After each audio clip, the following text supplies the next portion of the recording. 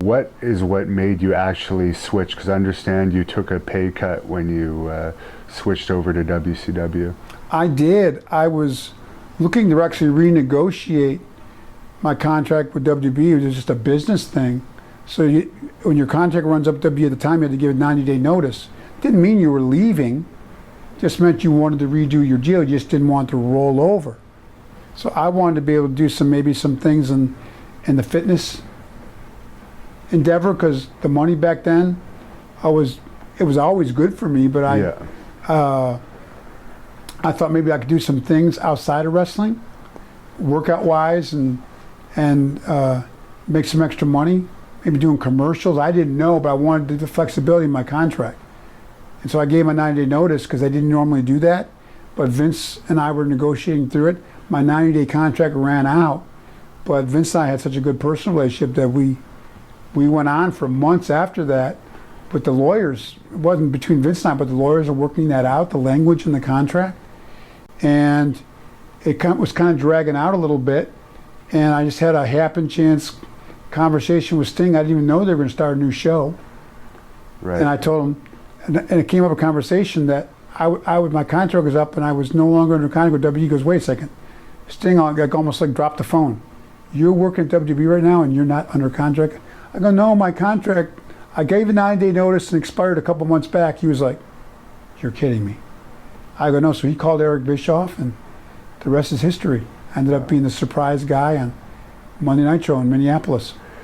Now, Bruce told a different story, so I just want to get your opinion on that. He said that J.J. Dillon was continuously trying to get you to re-sign, and you kept saying you were going to and putting him off.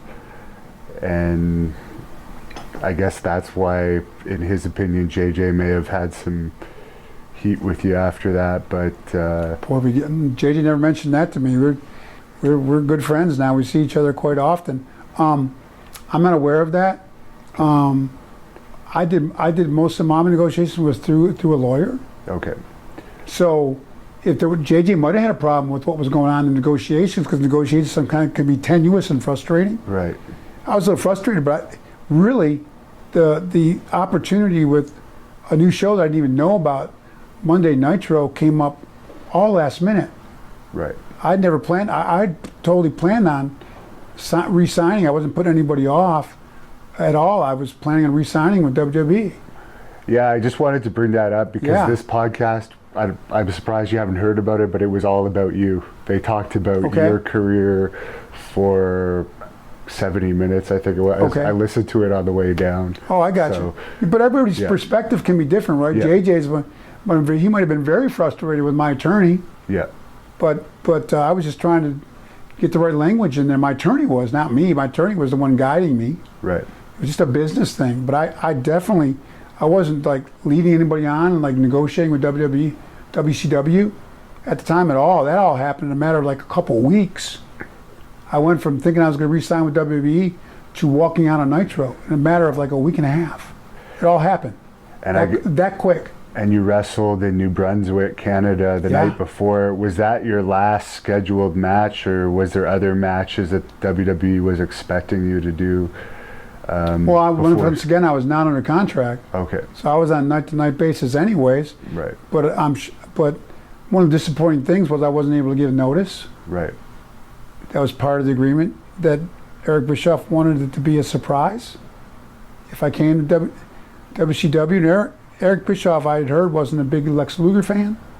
So that's why he wanted to test was I full of myself? My reputation was being kind of arrogant. So he kind of thought I'll lowball him and see if he balks on the money. See if he really would like to come back here and work with us. I know Sting, you love him. He's one of your best friends.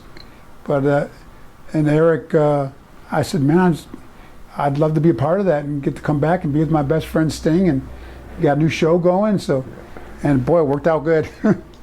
But I definitely had great misgivings about Matsuda, the way he taught me in wrestling.